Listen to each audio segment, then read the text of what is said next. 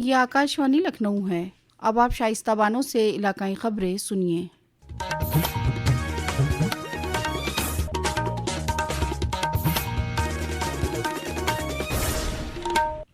वज़ीर आला योगी आदित्यनाथ ने आज बाबा साहब भीमराव अम्बेडकर सम्मान मुहिम के तहत गोरखपुर में मुनक्किद मुज़ाकरे में कहा कि बाबा साहब को सबसे ज़्यादा इज्जत देने वाली पार्टी भारतीय जनता पार्टी है। बाबा साहब के मूल्य और आदर्शों को आत्मसात करने वाले, उनके प्रति सम्मान का भाव व्यक्त करने वाला कोई एक दल है तो भारतीय जनता पार्टी है। भारतीय जनता पार्टी मोदी जी के नेतृत्व में, जो बाबा साहब ने अपने अनुयायियों को कहा कि शिक्षित बनो, संगठित रहो, अन्याय के प्रति संगठित होकर के प्रतिकार करो। इससे कबल गोरखपुर में एक प्राइवेट प्रोग्राम में वजीर आला योगी आदित्यनाथ ने कहा कि आज उत्तर प्रदेश को बीमार और माफिया वाली रियासत के तौर पर नहीं बल्कि तरक्की याफ्ता रियासत के तौर पर मुल्क ही नहीं बल्कि गैर ममालिक में भी जाना जाता है। उन्होंने कहा कि वजीर आजम नरेंद्र मोदी के रहनुमाई में हमने तरक्की के एक रोड मैप तैयार किया है। आज भारत दुनिया की 5वीं बड़ी मईशत है। आने वाले 2 साल में भारत दुनिया की 3री बड़ी मईशत के तौर पर अपने आप को कायम करेगा। उन्होंने कहा कि सबका साथ सबका विकास के मंत्र पर अमल किया जा रहा है। इससे कबल वज़ीर आला ने गोरखपुर में मंदिर अहाते मुनक्कदा जनता दर्शन में आए लोगों से मिलकर उनकी परेशानियों को सुना और अफसरान को तरजीहात की बुनियाद पर तफसीर की हिदायत दी।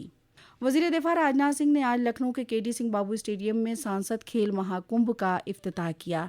इस मौके पर उन्होंने खिलाड़ियों, सहाफ़ियों और सफाई एहलकारों को भी एजाज़ से नवाजा। प्रोग्राम को खिताब करते हुए वज़ीर दिफा ने कहा कि वज़ीर आज़म नरेंद्र मोदी की सदारत में मुल्क में एक नए स्पोर्टिंग कल्चर की शुरुआत हुई है। नरेंद्र मोदी के नेतृत्व में देश में एक नई स्पोर्टिंग कल्चर का विकास हुआ। पहले भारत के खिलाड़ी जीतने से अधिक पार्टिसिपेट करने पर ही वो संतुष्ट हो जाया करते थे, मगर आज भारत के खिलाड़ी पूरी दुनिया में जहाँ कहीं भी जाते हैं उन्हें गंभीरता से लिया जाता है। ये हम सभी भारतवासियों के लिए बहुत ही गौरव का विषय है। साथियों, इस सांसद खेल महाकुंभ में जो भी खिलाड़ी प्रतिभा भाग ले रहे हैं उनसे मैं यही कहना चाहूंगा कि खेल महाकुंभ का असली आनंद खेल की गहराई में डुबकी लगाने। प्रसार भारती के चेयरमैन नवनीत कुमार सहगल ने कल कहा कि आकाशवाणी और दूरदर्शन बदलते माहौल में अपने कंटेंट और नशियात की तकनीक में मुसलसल बदलाव कर रहा है। आकाशवाणी से बातचीत में जनाब सहगल ने कहा कि दोनों पब्लिक सर्विस ब्रॉडकास्टर बेहतर तकनीक अपना रहा है।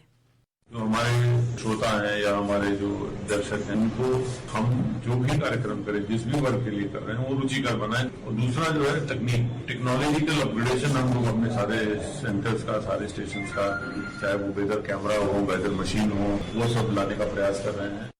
क्रिएट इन इंडिया CIC का पहला season world audio visual and entertainment summit waves के तहत एक अहम इक़दाम के तौर पर शुरू किया गया है। फिलहाल 4 मई 2025 तक मुंबई के जियो वर्ल्ड सेंटर में एक अज़ीमुश्शान फाइनल के लिए तैयारियों का कल इत्तलात और नशियात के वज़ीर मुमलिकत डॉक्टर एल मुरुगन ने जायज़ा लिया। CIC में अब सभी 32 चैलेंजरों के लिए रजिस्ट्रेशन बाज़ाब्ता तौर पर बंद है।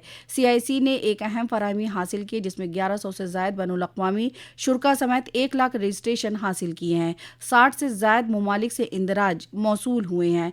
टैलेंट के इस गैर मामूली पूल के 750 फाइनलिस्टों को क्रिएटोस्फीयर पर अपनी तख्लीकी सलाहियतों और नताइज का जाहिर करने का मौका दिया जाएगा, जिसमें animation, comics, XR, AI, gaming, मौसीकी और दीगर शोबों में जदत तराजी शामिल है। चैलेंज के फातिहीन को प्रोग्राम के दूसरे दिन रेड कारपेट तकरीब में वेव्स क्रिएटर अवार्ड से नवाजा जाएगा। बुजुर्गों को बेहतर जिंदगी देने के मकसद से समाज कल्याण महकमे के जरिए कौमी वृद्धावस्था पेंशन चलाई जा रही है। अहल मुस्तफदीन तक स्कीम का फायदा पहुंच सके, इसके लिए रवा माली साल 2024-25 में पेंशन के लिए फहरिस्त पर वेरिफिकेशन शुरू हो गया है। इसके लिए चीफ सेक्रेटरी ने सभी जिला मजिस्ट्रेटों को अहकाम जारी किया है। बुजुर्गों की पेंशन के लिए 61 लाख मुस्तफदीन का वेरिफिकेशन 25 मई तक किया जाएगा। कौमी इम्तिहान एजेंसी NTA ने आज सुबह ज्वाइंट एंट्रेंस एग्जाम JEE 2025 के दूसरे सेशन के नताइज जारी कर दिए। इस मरतबा तकरीबन 24 उम्मीदवारों ने 100% नंबरों के साथ NTA परफेक्ट स्कोर हासिल किया है। यमुनोत्री धाम के कपाट 30 अप्रैल को खुलेंगे। गंगोत्री धाम के कपाट भी इसी दिन अकीदतमंदों के लिए खोले जाएंगे। बद्रीनाथ केदारनाथ मंदिर कमेटी के मुताबिक केदारनाथ धाम 2 मई और बद्रीनाथ धाम के कपाट 4 मई को खुलेंगे। रियासत के अमरोहा, पीलीभीत, मुरादाबाद और मेरठ समेत कई अजला में कल शाम से ही मौसम का मिजाज बदल गया। वहीं गोरखपुर, अम्बेडकर नगर समेत मशरिकी अजला में आज सुबह हल्की आंधी के साथ बूंदाबांदी हुई। महकमा मौसमियात ने आज सोनभद्र, गाजीपुर, मऊ, बलिया, देवरिया और गोरखपुर अजला समेत आसपास के अजला में गरज चमक के साथ बारिश के इम्कान जाहिर किए हैं। इसी के साथ आकाशवाणी लखनऊ से इलाकाई खबरें खत्म हुई।